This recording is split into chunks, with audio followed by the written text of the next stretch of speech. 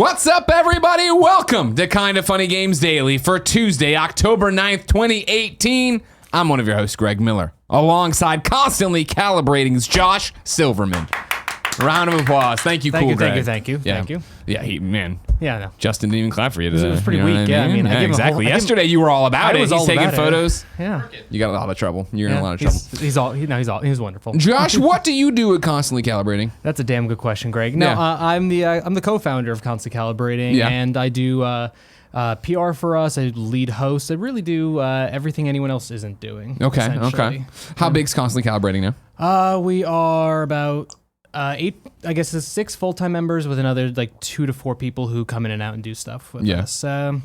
Writers, co-hosts, that sort of thing. That's awesome. Yeah, some good stuff. How long have you been doing it? We talked a little bit about Constantly Calibrating yesterday, a little bit, yeah, but it was more about the co-host's life. Because he's self-centered. I've been doing this 6.5 years. Wow. March 10th of 2012. Okay. It was literally just a podcast for my then best friend and I just to discuss Mass Effect 3. It had just released and we decided, screw it, let's just turn on a microphone. We've never done this before. Let's just see what happens. Found like a $10 microphone with a bad wire and did that. And then the ending controversy happened. Yeah. So we did a second episode because we actually had no issues. Well, minimal issues with it. And then, wow, I like talking to him with a microphone in front of us. And we parted ways at one point, but then different people came aboard. We changed. We constantly calibrated. And here we are. Yeah, that's the thing. I mean, you guys have been around a lot. You know what I mean? I see you at a lot of events. And that's the thing, yesterday I was talking, obviously, about being the first interview or whatever. But it is that thing that you are still there. You're still at every, RTX. I see you at other shows. Constantly Calibrating's everywhere. Yeah, we've been doing RTX since 2012. That was an event I literally didn't know what media meant. I saw an application. I'm like, well, this sounds fun. And seems like us. 24 hours later, I was asked if I wanted Bernie Burns and Matt Hullum on the podcast. And I'm like, I've never interviewed a person before. Sure, let's see where this goes. Yeah. But yeah, I've been doing RTX. Did our first E3 this year. Did my first panel at a PAX event this year with PAX West. And then...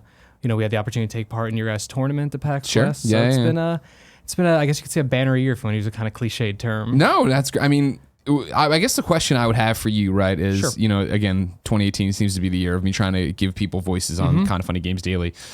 For you, what keeps you guys going, right? You're not IGN. You're never going to be GameSpot. No. Like, for you, what is the thing to get out there and bust your ass and not have a huge return on it, right? Is this your only job, Constantly Calibrating? I'm a stay-at-home dad, pretty much. I had a job, a marketing job last year. I'm also in school for marketing right now because I'm not doing quite enough yet. But this is pretty much mostly what I do. What keeps me going, it's changed kind of every year because for a while there, it was just pure determination. I knew we had a good product. Not a lot of people were watching or listening. Then it just kind of turned into, I realized it actually made me happy. I went through a really bad spell of depression last few years, and we've talked about the privately before. But I've gone through a lot of different stuff, and it just was what makes me happy. My family makes me happy. My kids make me happy, and I realized my team makes me happy. And then doing this kind of content makes me happy. Okay, well, how can I actually make me happy, make others happy as well? And then it was in the last year, we've got more regulars, more of a community really built up. Sure. And it's the positive emails they send me, the comments they send me. That's what keeps me going. And I was a negative asshole for 30 years. and I don't want to be that person anymore. And this makes me feel positive. It makes me feel like I can bring something to some people. So, and also, I get to talk to you guys and stuff like that. Yeah. So that's a nice little perk. For the podcast, where can people keep up with it? When can they keep up with it? We have a few podcasts, actually. But so primarily, everything, Justin said it yesterday, if you look up ConCalPod or Constantly Calibrating, you'll find us everywhere. But the Constantly Calibrating podcast is on iTunes and Spotify. That's our interview show, that kind of thing. I do show... most of our shows pretty much get live streamed on mixer.com/ConCalPod. Okay. And we got a new gaming show premiering soon. Then the end of the month, we're premiering the highest budget thing I've ever put money into. Wow. Pen and paper show called Proper Villains Podcast. Nice. Monthly thing where we... Are you playing or just talking about it? Playing, yeah. Okay. So kind of like Mixer doesn't have the pen and paper community kind of thing that Twitch Twitch has, Critical Role, all those kind of things. Critical Role, never heard of them. No, never heard of them, yeah. Mixer doesn't really have that. They have some people who are screen capturing Roll20 stuff, which is fine. Yeah. I wanted to put some money into it, so I created. I had our team. We have like people we commission for art stuff. Had them make these like nice, essentially digital sets for us, and we're bringing guests on, and we're bringing guest DMs on, That's and GMs, awesome. and playing different games. And most of us have never played a pen and paper game, so it'll be a complete shit show. No, good. That's all right. We're used to that here. Yeah. Well, good luck, and I'm glad you finally made it to this table with me. Yeah. If you didn't know, ladies and gentlemen, this is Kinda Funny Games Daily. Each and every weekday on a variety of platforms, we run you through the nerdy video game news you need to know about. If you like that, be part of the show. kindafunny.com/KFGD with your questions, comments, bad PSN names, and everything else under the video game sun. Then watch us record it live on twitch.tv/kindafunnygames. If you're watching live, you have a special job to do. Go to kindafunny.com/you're wrong and tell us what we screw up as we screw it up, so we can set the record straight. For everybody watching later on youtube.com/kindafunnygames and listening on podcast services around the globe.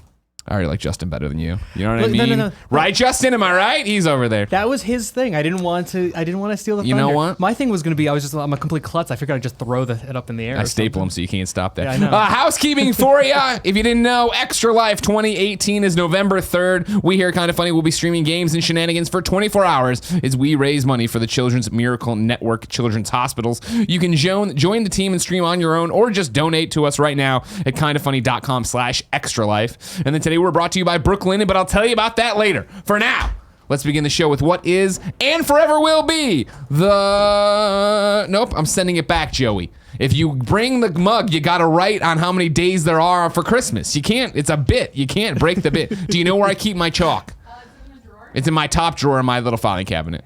That's not her job. I'm lucky she doesn't throw my face. The Roper Report. Time for some news. Audio listeners so confused by what just happened. 6 items on the Roper Report. Cool, Greg. A baker's dozen. And there's a lot of meaty ones on here. The lead story, not that meaty, but then it kind of leads in. I'll get to it. Number 1, shocker. There's a PlayStation 5 in development, or a next generation PlayStation in development. Joe Skrebels, a made up name from IGN.com, wrote the article there and says, they won't call it PlayStation 5 right now, but Sony has finally confirmed that yes, it has another console on the way. Speaking to the Financial Times, Sony CEO Kenichiro Yoshida said, quote, at this point, what I can say is it's necessary to have a next generation hardware. Yoshida wouldn't confirm a name or explain what form that hardware would take. Thank you, Joe. I love you very much. Did she write something mean on it? There's some days till Christmas. Thank you, Joey. What form that hardware would take. The Financial Times reports that its sources have said that the upcoming console might not represent a major departure from the PlayStation 4, and that the fundamental architecture would be similar. Shocking, Josh, right? Yeah, I never thought I'd see the day that we had PlayStation 5. They're working on another PlayStation right now? What? Wow, What is this unheard shenanigans? of. I wonder, it's an interesting timing. How much of that was spurred on by Xbox yesterday, obviously with their streaming project coming out and talking about that. Yeah, I always wonder what they're doing, like, behind the scenes, kind of like what encourages them to just be like, oh, I guess now is the timing to let a little info out or things of that nature. Yeah, David from Upload VR, a former co-host, he had tweeted this out, and so I thought originally it was, they confirmed that they're working on a PlayStation VR 2.0 or something of that effect, and then it was like, oh no, it was this, and it's like, yep, okay, it's another one of those like, of course you are? Like that isn't surprising, I feel. It's cool to know, it's a great headline, hey to everybody who just clicked on this one because of it, but not that interesting. What it is interesting is number 2 on the Roper Report. Over there is Call of Duty 2019, that's right, next year's Call of Duty coming to the PlayStation 5 and Xbox Scarlett. Jawad Ali over at segmentnext.com has this report. Infinity Ward posted a job listing on LinkedIn that its current description is hinting at the possible cross-gen Call of Duty game. This is the LinkedIn posting. Come work with the game industry's brightest on an exciting, unannounced next-gen title. The candidate must have a strong interest and passion for first-person shooter games. Now that unannounced title is most probably going to be Call of Duty 2019. Every year, Call of Duty games are released by different developers, including Infinity Ward, Sledgehammer Games, and Treyarch. 2019 is going to be the year for Infinity Ward. Infinity Ward has made some of the best games, including the Modern Warfare 1, 2, and 3. 2 and 3. The mention of next gen possibly means that Call of Duty 2019 will arrive on the current PlayStation 4 and Xbox One, as well as PS5 and Xbox Scarlett.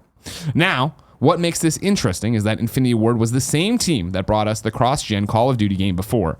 Infinity Ward brought us Call of Duty Ghosts, which was playable on PS3 and PS4, Xbox One, and Xbox 360. Josh, you buy it? No, I'm probably not. No. I don't. I mean, like, do you believe it? Do you think that this next Call of Duty game is the is 2019 going to be the year of the new systems? I don't know. That seems that seems super aggressive. Everyone keeps saying, like, I keep seeing a lot of people being like, "Are we going to get the new systems, the new gen of that?" Yeah, but your next gen. We just got like the incremental gen upgrade very recently, so. I don't know, 2019 seems super quick, but at the same time, I feel like a lot of tech stuff lately has been moving leaps and bounds really rapidly. Not even necessarily leaps and bounds, but just like, oh shit, we got to get this out kind of stuff, or like let's push because I don't know, whatever's going on in the world, people just keep pushing to the next stage kind of thing. So I don't know. 2019 seems really quickly. I would have assumed 2020 personally, but yeah, I mean that was the hypothesis and timeline I've been kicking around, mainly for PlayStation, because this Xbox, up until yesterday, was a little bit more vague on what was going on. I thought we would see announcement/release in 2020. You hear about, hey, here's what it is, PlayStation 5, whatever they're going to call it. Then that fall, roll out the system, or spring, because they've done that March 2021 being, hey, that's when like really some stuff's happening. 2019 seems so quick, and not to mention that if we're including Xbox Scarlett in the conversation, the Project Cloud thing from yesterday, or xCloud, they were just talking about, right, that's, all right, we're doing this, it's going to be super small run, we're testing it right now, we hope to get that doesn't seem like that's going to be ready for next year either. No. But again, to your point, it is all incremental. And what we're talking about, right, in the Financial Times, right, the sources are saying that the upcoming console for PlayStation, whatever, 5, might not represent a major departure from the PS4, and that the fundamental architecture would be similar. Yeah. We imagine we are on this PC run, right? Where it's just like the next one, PlayStation 5, Xbox Scarlett, whatever, is going to be pretty much the same innards you have now. Obviously higher def, easier 4K, yada, yada, yada, all that crap. But it's not going to be this giant, tremendous leap. No, I mean, I don't think... What I've been kind of expecting, again, with this, I use the term incremental, is it feels like every system from moving forward, we are just kind of taking these... More kind of like I feel like it's kind of like how the iteration on cell phones kind of thing. We're doing that. It's not, your jump from PlayStation 1 to 2, 2 to 3, 3 to 4 kind of thing. Right. It's not that. It's just like, oh, cool. The next upgrade that's going to play things slightly better. Oh, that's, a little bit better graphics, or a little bit better this. But it seems like there's also more of a focus on allowing people to stay with the previous gen, at least for... a small amount of time at least. So, well, I mean, that's where it gets real interesting, right? Is I feel like the next boxes, I'm just going to call them, right? Yeah, sure. Are totally going to be, yep, we play your PlayStation 4, we play your Xbox One game, and in Xbox's case, we have the backwards compatibility, so even further than that, and they are moving to that Steam/PC infrastructure of just like, yep, everything you've ever, why wouldn't you be able to play all these different things? And so when you get in there, it gets interesting of, well, what is the selling point for a PlayStation 5? What will determine next generation? Is the next PlayStation a PlayStation 5, or is it just PlayStation Pro 2? Yep. You know what I mean? And how do you, yesterday we were talking to, with the streaming stuff, a listener wrote in, like, oh man, I bought an Xbox One in 2016. I kind of feel like I made a bad investment. Where, yeah, I agree with you that it's going to be like cell phones, where these things are just like every few years there's going to be a little bit better version. Yeah. But when do you cut it off and put out the next big boy? I think like a lot of people forget that the game industry compared to other industries is still relatively new. Yeah. I mean, not cell phone new, mind you, but it still is a relatively new industry, so things keep getting changed. A lot of us grew up with this whole idea of, you pre-order, you rent this, or whatever your shtick is to get the new system for the holidays.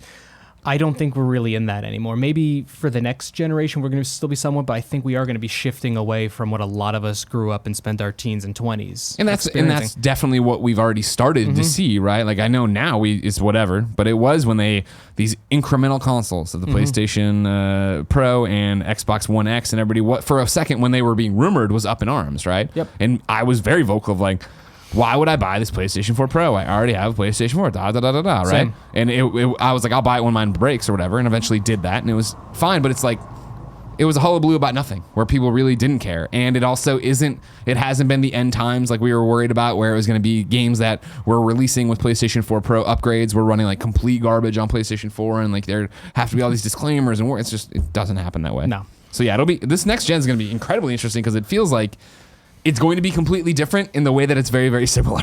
Well, I'm just really excited about it at this point because it's not just from a tech standpoint. I'm really, like my side of things, I'm really curious from a business and marketing standpoint how they're going to appeal to people, how they're going to appeal to consumers with this kind of, again, this semi-new idea. Like, how are they going to pull them in? Because, I mean, that's what it's going to really boil down to. If anything's a success, whatever the tech is, the diehard PlayStation people are going to buy the next PlayStation. The diehard Xbox are going to buy the next. The diehard just video game, generalists are going to buy both, kind of thing. That's a given. But how are they going to mass market appeal to people to move on from their PS4s or the PS4 Pros to PS5? And that's the thing, right? Somebody I wrote in. And I don't think it made the cut because it's a question we get a lot that I just didn't feel like we would stumble into, or is that, needs to be credited. But like, what do you want to see in a PlayStation 5? Like, what improvements do you want out of the next Xbox? And it's just like, I don't know. I don't like how PlayStation organizes the apps to view things now. That sucks. Can we go back to the old way? Like, that's like such a weird little thing. And like, obviously name changes, obviously, the stuff you've heard before, but in terms of, hey, here's the next big thing. This is why you gotta buy a PlayStation 5, why you gotta buy an Xbox One X2 or whatever the fuck they're calling it, Xbox Scarlett. Yep. Xbox Scarlett even, I feel, makes more of a sense. Of like, hey, it's basically, it's a beefed up Xbox One X. It's even more powerful. There's more teraflops. And there's this new streaming service thing that we've made that works really well with it and does all these different things. That, okay, PlayStation, I don't know what you do.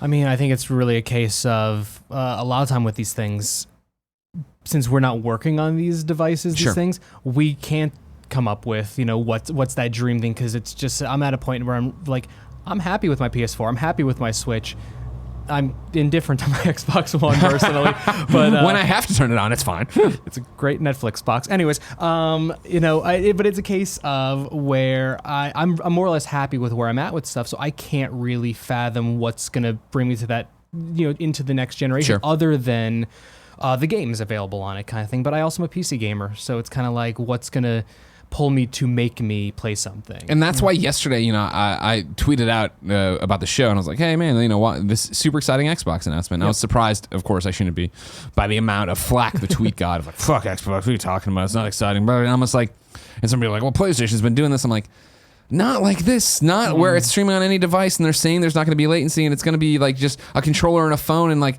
that's exciting because that's brand new. And sure, we can make an argument for on live or whatever stuff like that, even Gaikai before PlayStation. But to see what that's going to be, and the idea of a unified, I'm playing my games anywhere on any device, is cool and interesting. I don't know what that looks like next generation.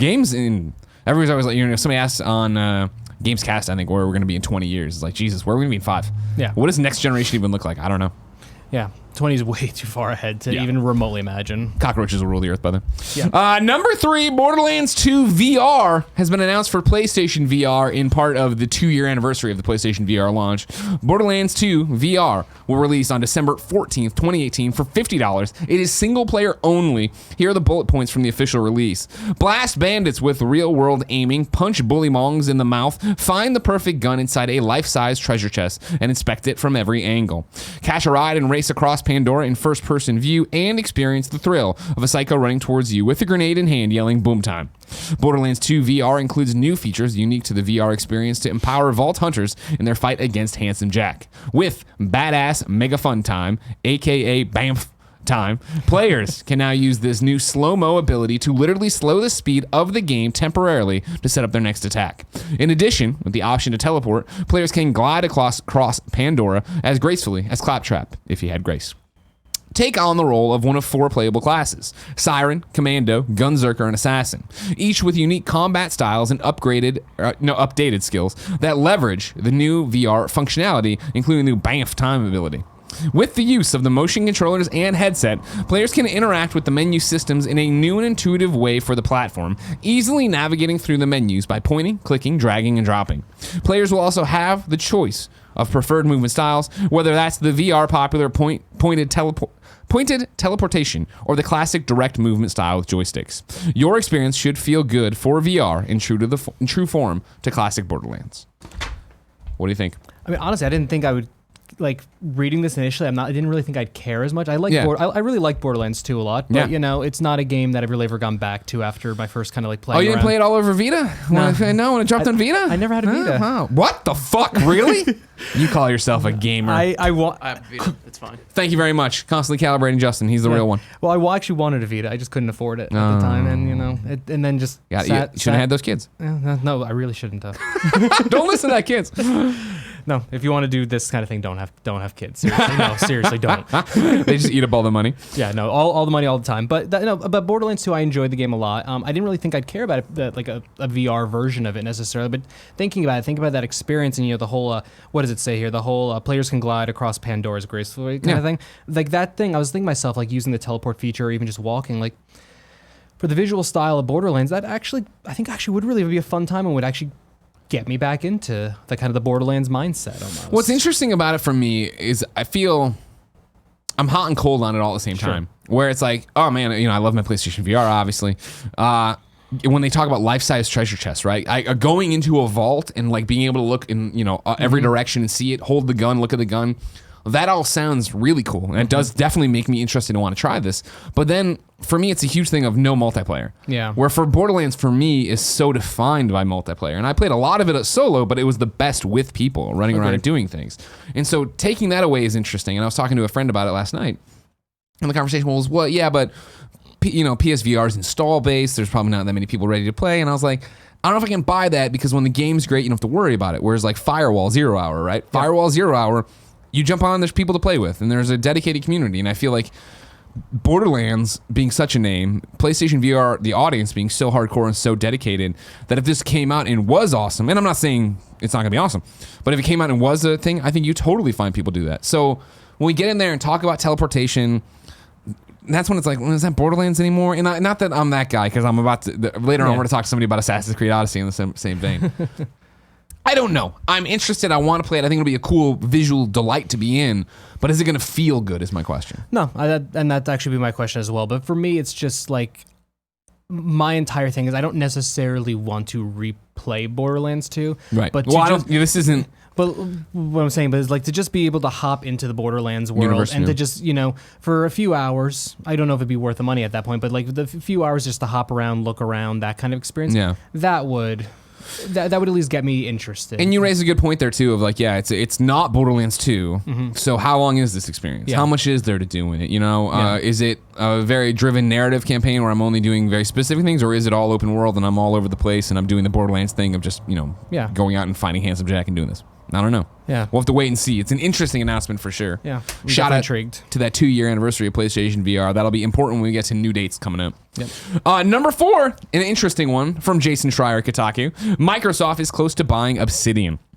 Microsoft is finalizing a deal, and this is a rumor, of course. Microsoft is finalizing a deal to acquire the independent development studio Obsidian Entertainment, according to 3 people briefed on the negotiations. We don't know if ink is on paper yet, and plenty of major acquisition deals have fallen apart in the final hours, but those close to the companies believe it's all but done.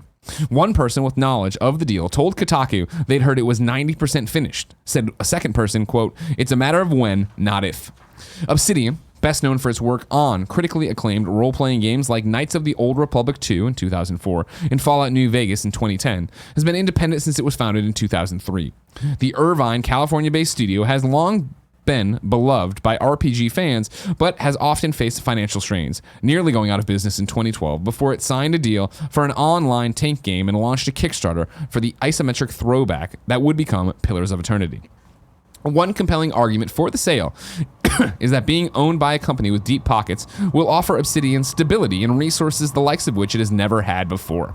Quote, "We do not comment on rumors or speculation," said a Microsoft spokesperson. Quote, "Unfortunately, we don't comment on rumors or speculation other than to say that the Rumors album by Fleetwood Mac still holds up," said an Obsidian spokesperson. That just makes me so... In the best no comment, we don't comment on rumors and speculation of all time, Obsidian. Brilliant. Easily. God, that just made me laugh. Yeah, no, and I saw this morning you were in the room when I busted up and had to read it aloud to Nick. Fuck yeah. Obsidian's so talented. Mm-hmm. And again, what we were talking about yesterday, and there's been a theme of shows for a year, every kind of funny games daily. Microsoft is on a tear, and they are building such an awesome foundation. And I think the foundation of the programs they had, and I won't beat the same drum I've been beating forever. The programs, yesterday with the streaming, and then the E3 investment of these 5 studios that we're bringing on board. You get Obsidian in there too. Like, think about it. Like, Fallout New Vegas is fucking awesome. Old Republic 2 was awesome.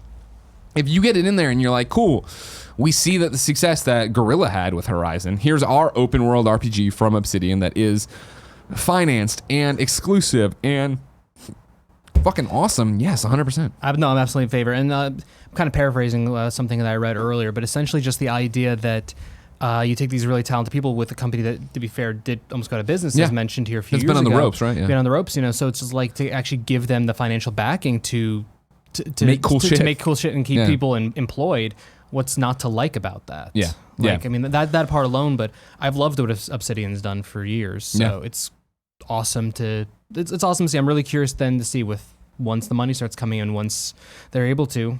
What does that look like? Right. What does it do? Yeah, exactly. So that's one to watch for sure. I'm sure it'll be confirmed here in the next few days if it all goes through. A solid acquisition if it goes through. Another great announcement for XO182 as well, down in Mexico City next month. Number 5, this is a Red Dead Redemption 2 morsel. It's from @RD Online News on Twitter. They tweeted the following tweets. Info. If you turn off the minimap, NPC's dialogue will change, giving you directions involving routes and landmarks.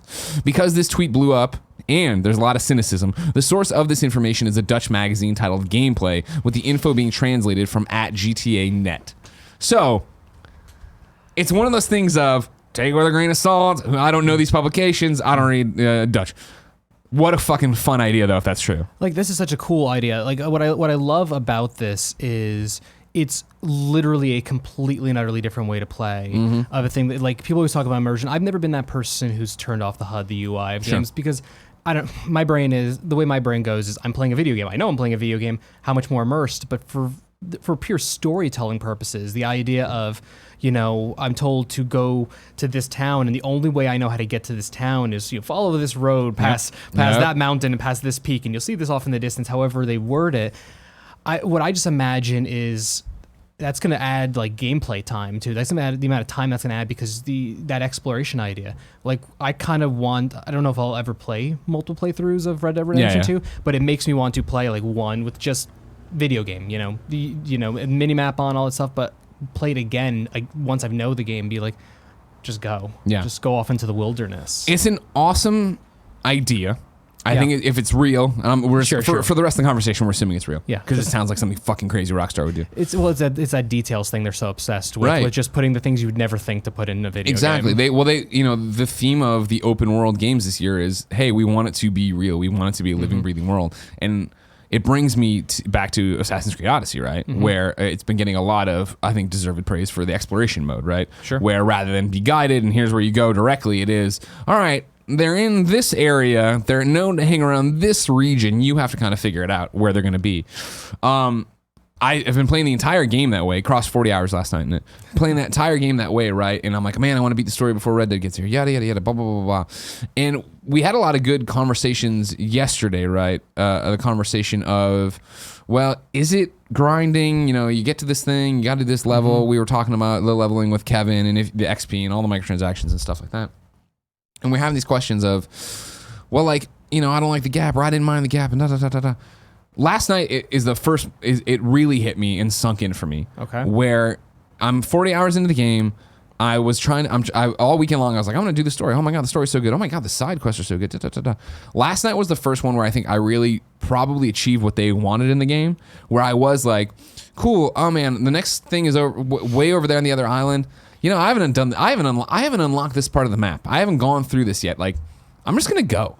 Like, I'm not gonna be hung up on this anymore, right? Because it was this thing of, well, we had the conversation yesterday of the difference between, hey, I've hit this level cap and the next story mission is locked 8 missions ahead or 8 levels ahead of me or whatever it was. And I was like, well, they want to compel you to play side missions. I think it's more they want you to feel like you're just part of that world, and that's just going to encourage you to do other things and not worry so much about it.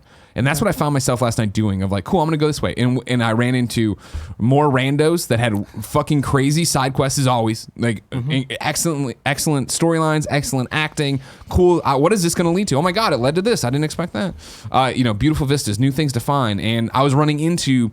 I have such a full quest log, just other shit that was helping me accomplish quests that I wasn't expecting to. But it was that thing of... It was the first time last night where I took the yoke off of like, I got to beat the story. And instead I'm like, I'm just going to exist. And I was like, fuck, I really like that, right? Okay. And that I feel is like exactly what Red Dead wants as well. Where it does want, turn off the HUD, what do you care? Go to the old man, and he's going to be like, go up the thing, and when you get to the big tree, take a left, and then you'll find Sue or whatever the fuck, you know what I mean? Like, that's awesome and exciting and great, but similar to what we're talking about of, we got to rethink what console generations are. I think you got to rethink what a game is. Yeah. In a way of,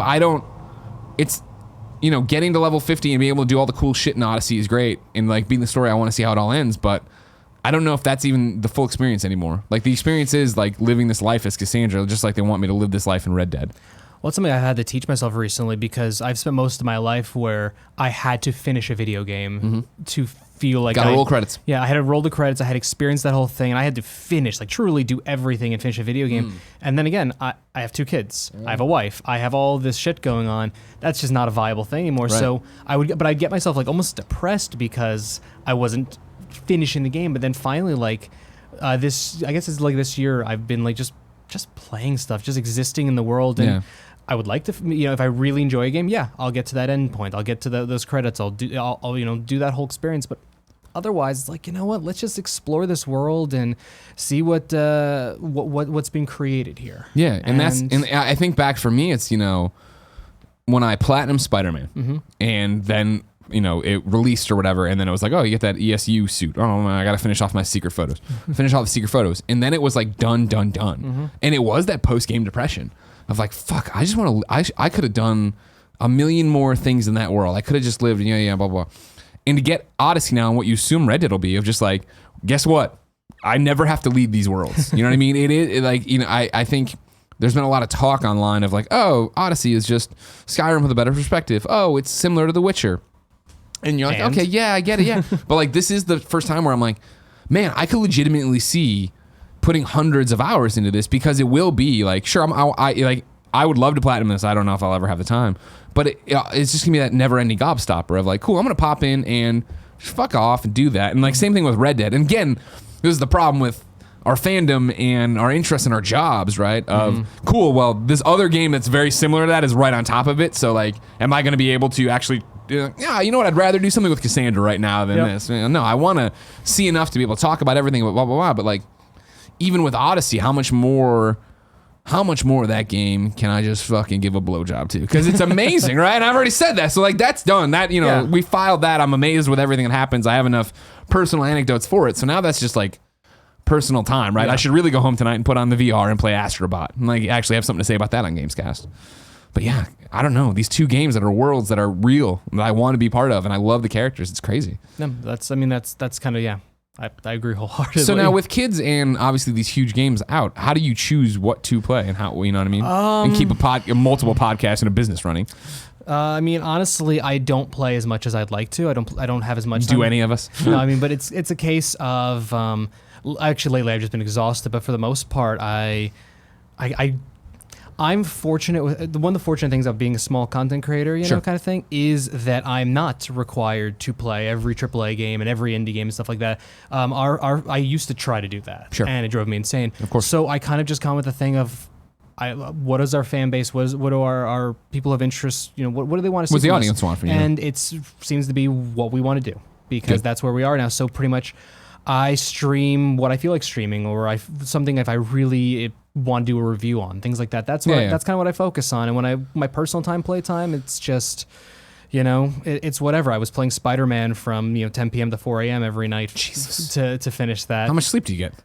Sleep? Yeah. Well, no, it was to be fair, when that came out was when my youngest was 4-ish months old. So that transitional period. So I was up. I already knew I'd be up with him. My shift with the kid is about 10 p.m. to 3 a.m. anyway. So it's like I might be up feeding that kid every couple hours anyway, so may as well play video games until I pass out the desk and the kid wakes me up. Kind of thing. But now I moved on to Pathfinder Kingmaker. Has kind of been my thing, and that's kind of what I'm not even familiar with this game. It's just it's a Pathfinder game made by Owlcat, I think, but it's again, we're doing pen and paper stuff, so I'm exploring that kind of thing, but like that's just I just pick what I want to play kind of thing, and see where I go from there. Okay. And but at the same time, Spider-Man comes out, Red Dead comes out. I'm gonna tackle. The hits those keep things, on coming, right? There's some things you just gotta play. Yeah, I hear you. Number 6, final item on the Roper Report. I didn't brief you. You know what happens next? I'm gonna give you a bad transition. You read that. Okay.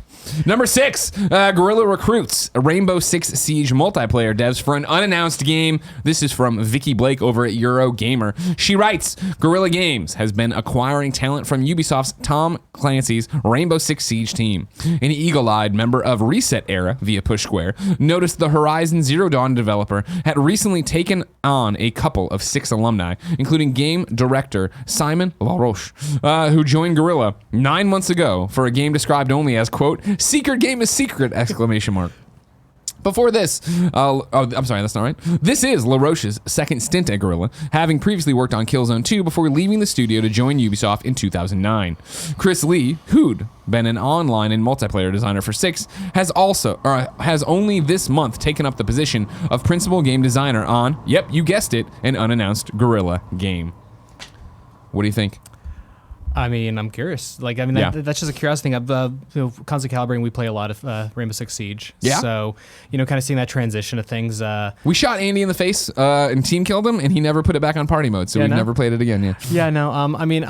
I got really upset during the last stream we did because I'm really bad at the game. I'm comically bad. Yeah. And I won't play with my team anymore. I just drag you down. Go on without me. I am literally the worst at that game. Yeah. But I still love like how the game is put together and stuff like that. So to see this team move over to work with Guerrilla, a couple guys from you. I'm really curious. Yeah, I wonder what it means, right? Like, is it a return to Killzone? Is it going to be a new IP? Is it going to be something in her a multiplayer spin-off for Horizon? There's a million different ways it could go. So many different directions. Yeah, and it's interesting. And it's worth pointing out, years and years ago, I did a coverage for IGN of a GDC panel led by Herman from Guerrilla, in which he talked about them, working on 3 different games.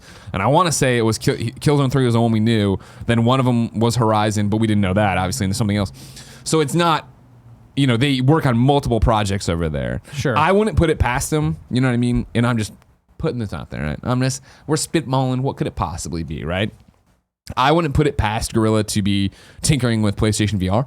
Sure. I wouldn't put it past them to be tinkering with a Horizon multiplayer VR, let's go, take down some dinos experience, not a 70-hour campaign or something like that, but hey, here's a fun way to go get a Thunderjaw, or you can go take that stuff on. I don't know. I think that would work with the first-person perspective and multiplayer experience of Rainbow Six. But then again, it could just be Killzone, and who knows? It could just be Killzone, and again, just because this team previously worked on Rainbow Six Siege multiplayer doesn't mean it's multiplayer. Anything. Literally, they could pull in any assets from there. They could just be coincidentally. You never really fully know. It's a semi-safe assumption that it's going to be multiplayer, but we'll see. We'll see. But we're not going to see for so long. Yeah, Josh. Yes. If I wanted more imminent news, like say what came to the mom and grop shops today, where would I go? The official list of upcoming software across each and every platform, as listed by the Kinda Funny Games Daily Show hosts each and every weekday. Yeah. Out today, the C64 Mini. That Commodore 64 Mini is officially out. If you missed it, you can go see the Kinda Funny Games cast up right now on youtube.com/kindafunnygames, where we open it up. I still have a Commodore 64 to this day in my house. Oh, really? Yep. Well, here you got the Mini. You're all set. You can throw that away finally and get this thing going. I guess it's actually only on the post show that we unboxed it. There was a Games Daily last week with Gary Witta where they got unboxed with Jared, and I'm pretty sure a lot of you people hated it, according to Jared. So maybe don't go see it, but if you want to, there you go. Sci-fi VR shooter Evasion is coming to PlayStation VR, HTC Vive, and Oculus Rift today. Cinerus Somina is out now on Playism and Steam. Disgaea 1 Complete is on PS4 and Switch. Goosebumps the game is on Switch. Cool, Greg? Get on the mic there. You tell me you've been excited about this Goosebumps Switch game forever, but then you found out it's just an old game? That's an old game they're bringing back on Switch for the first time. I guess it's already been on Xbox and shit like that. But I'm still excited to play it. I'm just gonna wait a little while. Maybe my next paycheck and make that happen. Okay. Wow, we can get you a code probably. I already hit them up. They didn't respond. Who's publishing it? Game Mill, which is super close to your name, and it freaked me out. Game who? Game Mill. Game Mill. Yeah. Oh, like Greg Miller. But they haven't. Game with Greggy too. But they haven't used their Twitter in like 3 years. So I'll look into it. We'll get you a Goosebumps code. Don't worry. I can take care of you. Home Sweet Home comes to PlayStation 4. Mark of the Ninja Remastered comes to PS4, Xbox One, Switch, and PC.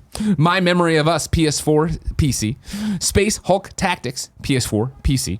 And then Stranded Deep was supposed to come to Xbox One today. It was still listed on the Kotaku article I dragged from, but I saw a little bit of scuttlebutt. And so what I'd like to do is tell you a sad story. I take you to Beam Teams Games on Twitter. This is, of course, the developer of Stranded Deep. On September 20th, they tweet, "We're super excited to announce that Telltale Publishing is bringing Stranded Deep to consoles on October 9th. Check out the trailer below. Pre-orders are available now."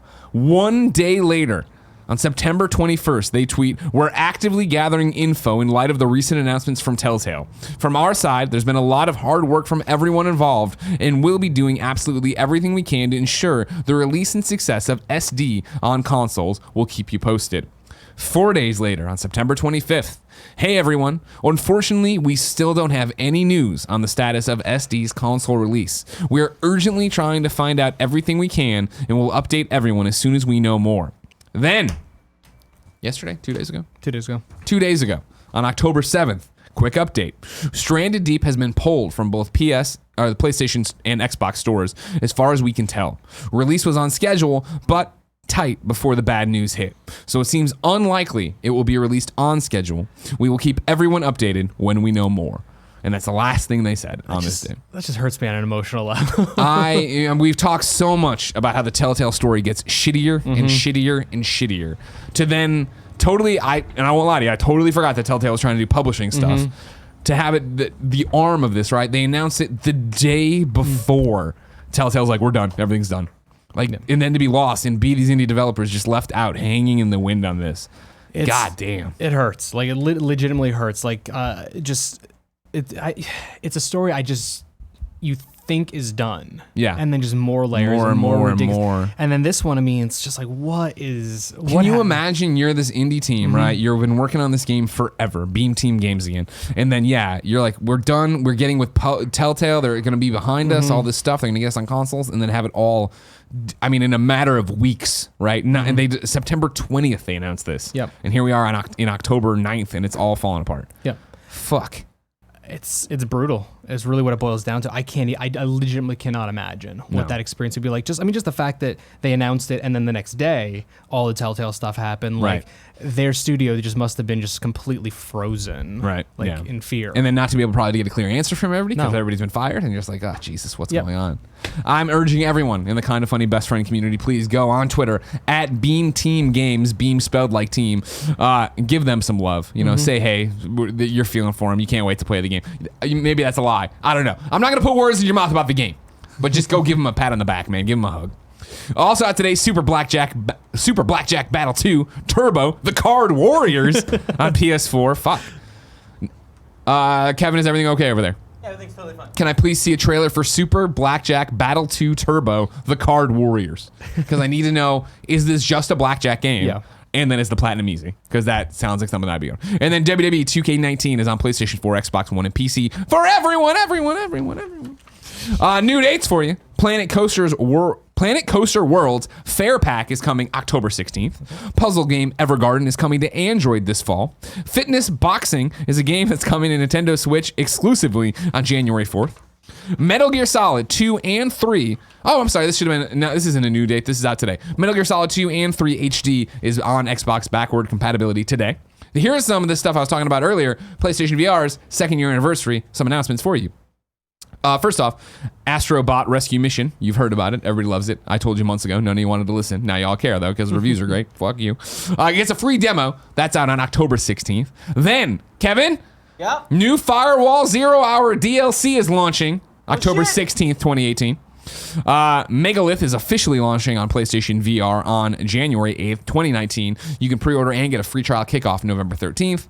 And then Hellblade is getting a retail edition coming to Xbox One and PS4 on December 4th. You want to throw this up? Let me. The kids. We're looking at Super Blackjack Battle 2 Turbo, the Card Warriors.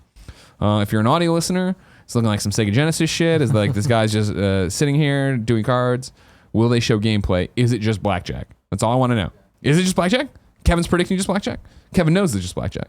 Again, it's just been a guy fucking throwing cards around. It's a 14-minute. What am I? Okay. Okay. It looks like it's blackjack. Yeah. Huh. Is there anything? What's like special? No, it just looks like you're playing blackjack. All right. I'm very interested, Kevin. Very interested. I like blackjack. Hold on, we're gonna circle this so Greg doesn't do it, and then I'm gonna write interested. Then I won't forget that I'm interested in that. Everybody. Not that I ever look at these notes again. No. Because again, I shove them in a thing, and then we're giving them away. Patreon.com/kindoffunnygames fan mail, but I'll talk about that later. Deals of the day for you. Players who pre-order any digital edition of Red Dead Redemption 2 from the PlayStation or Microsoft Store by October 15th can jump into GTA Online anytime this week to earn an extra cash bonus of $1 million. Not too shabby. Not too shabby. Then, Microsoft's announced the Xbox One S Minecraft Creators Bundle. It's going to be available soon at retailers globally for $300 US. What it includes is the Xbox One S with a 1 terabyte hard drive, 4K Ultra HD Blu-ray player, and 4K video streaming. That's just what Xbox is. Xbox controller, full game download of Minecraft, 1,000 mine coins for use in the Minecraft marketplace, starter pack DLC, Greek mythology mashup, plastic texture pack, skin pack 1 and villain skin pack, creators pack, adventurers dream mashup, and winter mini games festival by Nox Crew, relics of the privateers by Imagiverse, pure BD Craft texture pack by BD Craft, pastel skin pack by Anajiba, and the Wildlife Savannah by Pixelheads, and then a 1-month Xbox Game Pass trial so you can play 100 great games out of the box. You could tell I haven't played Minecraft in a while because I didn't understand a word you just fucking said. I know, no, I haven't played Minecraft in a duck's age, you know what I mean? I think I played it when it came to Switch, and that was the funny thing because I had been playing it on Vita for so long, and then I was like, oh man, I haven't seen it, I got it on Switch, I haven't seen the updates because they stopped kind of doing Vita play, and then you jumped in, I was like, oh man, this is a different game. Yeah, my wife randomly decided she wanted to play Minecraft with a friend of hers, and apparently her PC version only Windows 10 does the whole play with everyone crossplay. Yeah. She has Windows 7 for some reason. I can't remember why we never. It's her computer. She barely. Didn't you see the updates? Constantly begging you. Yeah, no, she doesn't look at her computer. But so I somehow ended up buying it for her for the Switch. So I've watched her play Minecraft a little bit. I'm like, I don't know what the hell's going on here. But are there still creepers? I don't know. Yeah. Justin from Constantly Calibrating. Yes, Greg. Can you get me more water? Yeah, I could. Thank you so much. Cool Greg's working hard. Kevin's running around. We got things. While you do that, I'm going to tell you it's time for Reader Mail. But first, it's brought to you by Brooklinen. I sleep on Brooklinen sheets, and I love them. They're comfy. They were cheaper than going to the store, and they're easy to order. You go online. You can mix and match for any decor. See what the color is going to be. Pick your favorite colors. Have them shipped straight to you. They're amazing. Brooklinen sheets were named the winner of the best of online bedding category for Good Housekeeping. Brooklinen is the fastest growing bedding brand in the world with over 20,000 5-star reviews. They have a small business approach from being run by a husband and wife to being involved in every step of the manufacturing process to a customer service team that cares so much they remember the customers by name. Different colors and materials to choose from. My Brooklinen sheets are the best, most comfortable sheets I've ever slept on, and that's saying something because I sleep a lot. Brooklinen.com is giving an exclusive offer to my listeners. Get $20 off and free shipping when you use promo code GAMES at brooklinen.com. Brooklinen is so sure you'll love the new sheets that they offer a risk-free 60-night satisfaction guarantee and a lifetime warranty on all their sheets and comforters. The only way to get $20 off and free shipping is to use promo code GAMES at brooklinen.com. That's BROOKLINEN.com. Promo code GAMES. Brooklinen. These really are the best sheets ever. Thank you, sir. Look at you. Waiting, finishing the ad to bring in the water. I see why you keep them around, Josh. You know what I mean? Yeah, and plus he's easy on the eyes. Now you have a sexual harassment suit for constantly calibrating. They're all, that's all it is. I hear you. Zakk writes in. Obviously, we've been talking about streaming for a while here, all these different things. Zakk wrote into kindoffunny.com/KFGD and says, while every company seems to be announcing game streaming services, game journalists and fans all seem to think it will come many years from now due to the slow internet and high latency we currently have. Although it seems with the new wireless internet services like 5G and satellite internet, parentheses SpaceX, super fast and low latency internet could be a reality in just 1 to 4 years. Keep in mind, these technologies are much quicker to deploy than having to lay down all the wires for traditional cable/fiber internet.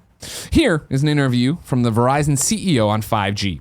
If you go to this minute mark in the interview, he mentions the latency for old cellular networks was very slow, but with 5G, it will be 1 millisecond. If that's true, the latency would be unnoticeable. The best TVs today have 10 to 20 milliseconds of input lag. Sure. Very interesting. Yeah. It's that thing of, no question, just more information. And I think as we get into internet and how all that shit works, we get way outside of my wheelhouse on any of this. And that's why I was excited and I'm excited with Xbox and Google and PlayStation to that. You know what I mean? Of like, we understand there's a market here and we're going to figure out the pain points now so that hopefully when the internet catches up, and it is that, in the middle of Nebraska, you can get 5G beamed to you and there is no slowdown. There is no problem. It'll be there. We'll see, I guess. Yeah, I mean, it's just really just waiting. I mean, at this point, it's all good ideas. It's all great, the really cool concepts and things of that nature. But if the actual tech of the internet doesn't match up, then there's really only so much you can do. So we'll see as stuff slowly develops. As everyone starts racing towards it, I feel like there'll be more pressure to get these kind of solutions out there, and that's what you need, right? You need people pushing for it if you want that to happen. Wispa writes in to kindoffunny.com/KFGD and says, "Hey, Greg and Josh, how do I deal with the fact that Fortnite is probably my favorite game of all time? With all the modern games out now that I love, such as God of War, Spider-Man, and Super Mario Odyssey, parentheses, the rightful 2017 Game of the Year," you're correct, sir, or even my favorite last-gen games like Arkham City and Halo Reach or Sly Cooper 2 and Pokemon Emerald, to go even further back in my earlier gaming days, I always go back to Fortnite as the game I enjoy playing the most. There's just something about squatting up with a group of friends and winning games in Fortnite that is so satisfying. Even after 250 wins, every win is just as exciting as the last, and every funny moment is just as funny as the last. Have you ever had a game that you can't stop thinking about playing that distracts you from other games? Wispa. I like the end of the question. Yeah. I don't like the first part. How do I deal with the fact that Fortnite is probably my favorite game of all time? It's your favorite game of all time. Congratulations, you found your favorite game of all time. Fuck anybody who wants to give you shit for that. I don't get that mentality. I've never understood the mentality. I always have this thing where whatever's your favorite game, whatever's your favorite movie, whatever is your favorite whatever, it's your favorite. No one should be allowed to shame you for what you like and don't like, unless it's PC gaming. Yeah, I mean, it's not. But it's not even like you're like legitimately saying. It's not like you're making a comment like this is the de facto best of the entire world. Yeah. You're saying this is what personally matters to me. I've had some weird choices for favorite things over the years, but they're lame on me. The Crow is in my top three. The favorite Crow is one of my top. Brandon Lee's The Crow. Brandon Lee's The Crow. Okay, yeah, that is a weird one. It's a weird one. But it was my first rated R movie. Probably seen it a couple hundred times. Jesus. I mean, just stuff. That's a weird choice that not most people. But fuck it, what? Yeah, what do you care? That's just something I like. It's just we all have our things we enjoy, and things of that nature. As far as the question goes, have you ever been distracted by other games? Something I just can't stop thinking of. I mean, right now it's. Like right now, it'd probably be Spider-Man because regardless of what I'm playing, I keep thinking to myself, I want that new game plus to come out because I just want to go back into this world and just explore. And not that I can't do that right now, but I do want to experience the story again. I do want to experience things, and New Game Plus would I guess make me feel a little bit better versus just restarting and doing right. It's that weird thing of like. Yeah. New Game Plus, there's something new to achieve, right? Whereas, we could all restart Spider-Man right now, but what is the carrot at the end of the stick for that? What is the thing? For me, it's trophies, right? Sure. Like, in New Game Plus, I would love to play Spider-Man again, but I'm going to have a hard time justifying it if it's just, hey, New Game Plus is there. It's like, well, what does it add? I don't get what it adds. And the only thing I could think of is the original Mass Effect for me, because that just used to be something that no matter what else had come out, I would just speedrun that game out of boredom. Just like nothing to do for 5 hours, 6 hours, let's just go beat Mass Effect 1 again kind of stuff. Just stuff like that kind of thing. What about yourself? Have you ever had a game that you can't stop thinking about that distracts you from other games? For me, I mean, it happens all the time, I guess, but the one I always think about is DC Universe Online. Sure. Whereas, like, when I fell down that rabbit hole and then fell down it, again a year later and then another year later, like, it's the problem with an MMO in the same way people are finding, like Andrea with Destiny. Yep. Of like, Andrea and I have access to every breaking brand new game, right? But when I sign on to play Spider-Man or I sign on to see Assassin's Creed, I see her doing something in Destiny because there's also things to earn there and things to do. And if you love a game, it's such a hard thing of like, I always talk about, I'm more of an in the mood gamer. Right. And it's that thing of I have to be in a mood to play a certain game. Like Overcooked 2 I love, right? But when it first dropped and Jen and I played it and Jen's like, it's not for me. I was like, well, I'm not going to play it by myself. And I'm not hungry enough to like grab Joey and make her come over and play it with me. I waited for my friend to come, and now that we're right there for Platinum, I'll probably play it with Extra Life for Joey, with Joey at Extra Life. But DC was that game of like, cool, I was still reviewing games at the time. I have to transition, and it was that thing of like, fuck, I want to beat this to go back to that, or I can't wait to be done with this to go back to that. Yeah, no, I mean, my feeling is, what you said, MMOs, and then these days, games as a service kind of games, I think are the most prevalent for that, because, I didn't even think about it with the initial question, but, like, World of Warcraft, Star Wars Galaxies, back in the day, like, these are all games that I became incapable of playing other games, and really of taking even care of myself properly, because I would be, I'll wake up at 6 o'clock in the morning. I'll play a little WoW, and then I'll go, meet my girlfriend for lunch.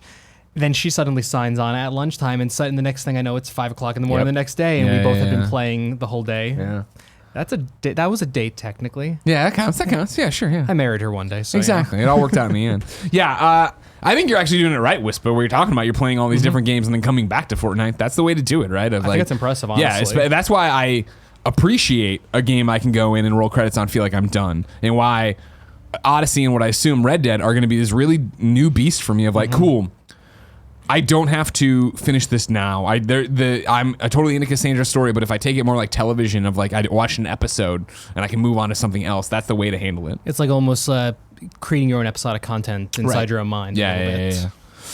Where do I want to go with you? 55. I mean, Zakk from Indianapolis writes into kindafunny.com/KFGD and says, I recently watched 50 minutes of gameplay of Fallout 76 over on GameSpot, and I couldn't help but notice a drop in frame rate from time to time, which pulled me out of the gameplay. While that's not anything new to the franchise, I figured Bethesda would try to improve this piece of the game. I was wondering if you had a chance to demo the game yet and what your thoughts have been thus far. Do you think the frame rate issues could be fixed prior to the release of the game? Zakk from Indianapolis. I think it's important, Zakk, to point out you're talking about a pre-release, unreleased game. So what you're seeing is not final, and who knows if that'll really be there. The Greg Miller take, that will 100% really be there. And I think Bethesda does want Fallout 76 to run spectacularly and beautifully and never chug and never do that. Remember, they're taking, with all due respect, an already janky game that I fucking love, a janky series, right? And now adding in a whole bunch of multiplayer elements and a whole bunch of real-time shit that's going, like, that game is going to be, I imagine, fun. Maybe not my kind of fun, I'm not sure yet. And maybe not run well in the beginning, and maybe have a lot to figure out. I don't know, but like that, this is very much, and I hope I'm 100% wrong, going to be one of those like you're signing up for the Bethesda Fallout experience, which means it's going to have problems.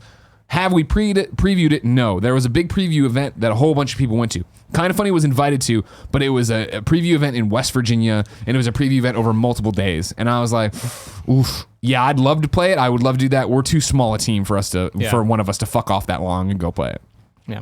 What is your read on Fallout 76? I mean, this is really all I can say is it was a game I did not care about whatsoever prior to E3. Previous Fallout or Fallout 76? I didn't like Fallout 3 personally. I enjoyed Fallout 4 enough. Okay. I played the classic Fallouts when I was younger, but I didn't care about 76 really. I'm like, okay, that sounds like a thing. That sounds cool. But then during Bethesda's conference at E3, I went to literally the point where I'm like, okay, pre-order the power armor. I didn't end up doing it. Justin did, but I didn't end up doing it. But the game's been in my mind, and I've been really thinking about it. But at the same time, you said it. It's a Bethesda game that's adding a lot of new elements in. I mean, I'm fascinated. But what I personally love about Bethesda games is the fact that they are kind of beautiful, incredibly well crafted, sometimes clusterfucks, you know, but in like the best possible way. So I'm really curious what they're going to do with it. Will I play it? It's scheduled later this year, right? November, yeah. Yeah, so I mean, Red Dead again. It's going to be the problem of timing of things. Eventually I'll certainly play it. I'm super interested. I have a ton of questions, which will play into something I'm doing later this month, I think, that I'll tell you about when I can. But I just signed some deal, but it doesn't matter. Questions will be answered by questions will be asked by Greg Miller at some point.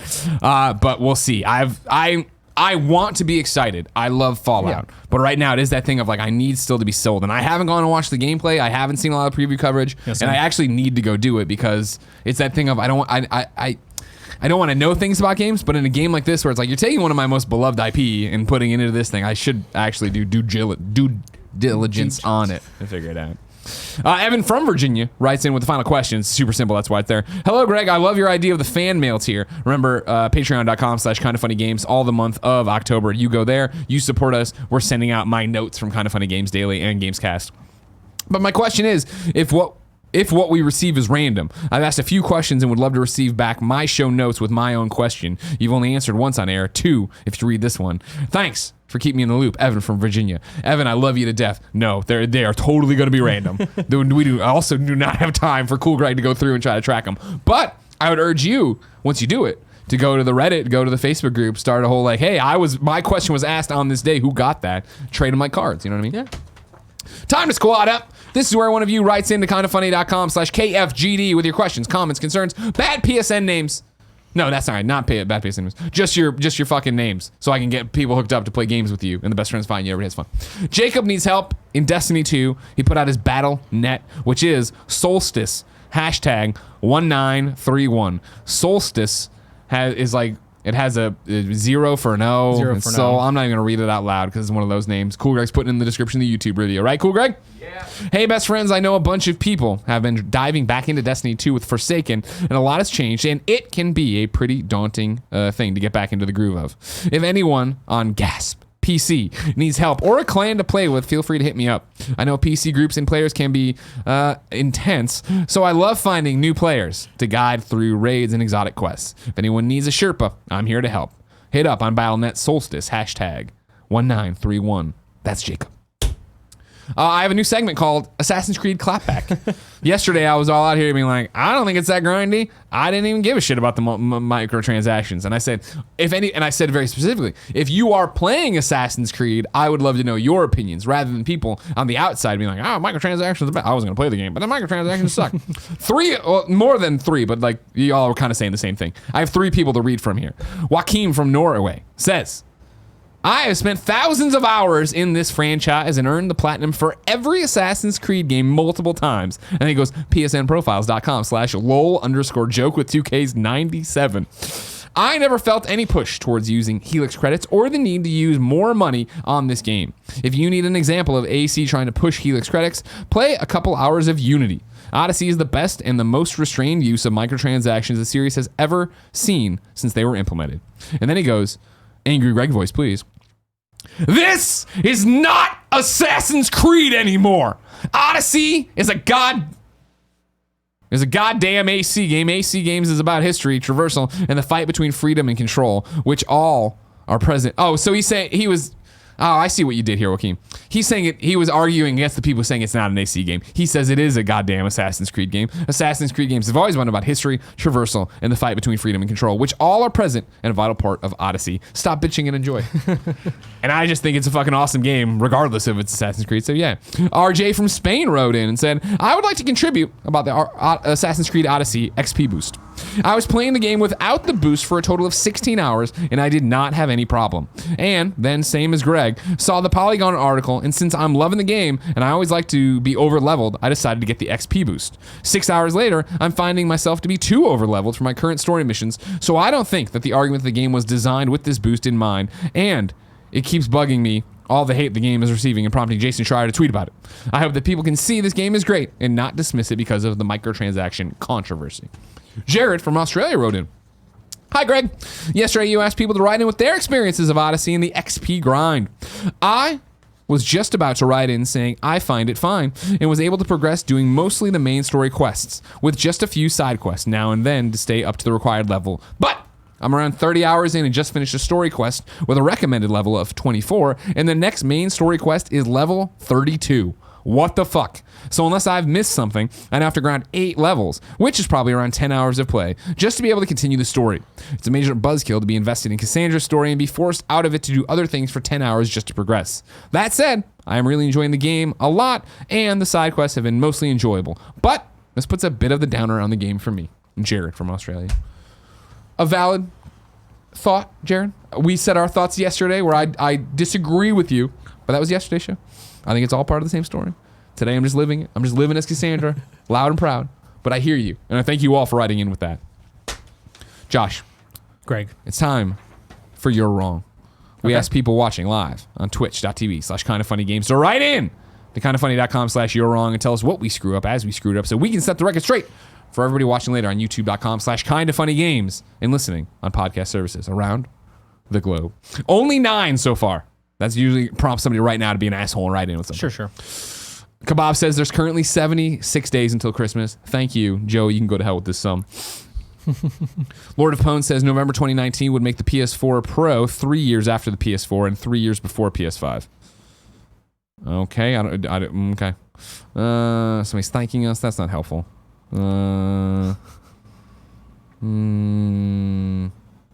Okay. Lord of Pone says you can play PS4 games on Android devices. You can also play PS4 games on your PC or Mac via remote play. Those use your own PS4 to stream, but using PlayStation Now, you can stream those games on your PC. Good point. Fair point. I still think that Xbox is doing something different, but that is true. No. Well, Zaire says New Dated Left Alive is coming to North America and Europe on March 5th. BG2580 says you forgot to say Fortnite Battle Royale is getting a physical release. I was unaware of that and haven't seen that anywhere. Zaire says New Dated Gear.Club Unlimited 2 is coming to Switch on December 4th. Oh, and here Zaire actually gives more information. Warner Brothers Interactive Entertainment and Epic Games have announced a physical edition of Fortnite called Fortnite Deep Freeze Bundle on PlayStation 4, Xbox One, and Switch for $30 on November 13th. The bundle includes the Frostbite outfit, a glider, pickaxe, back bling, and 1,000 V-Bucks. So not even that many wrong. No. Just things that happened while we were live or we didn't see stuff. Yeah. Some additional notes. Josh, did you have fun? Yeah, definitely had a lot of fun. Where can people find you? Well, for me specifically, you can find me Twitter at Bear Punch. Pretty simple. Bear Punch, okay. Yeah, BEARPUNCH. That's one way to do it, sure. Yeah, that's the thing. It's something to do. You can find Constant Calibrating at ConCalPod on Twitter. As I said, Mixer.com/ConCalPod is where we stream most of our stuff. YouTube.com/ConCalPod is where most stuff goes up. You know, a lot of our interviews, things like that, podcasts.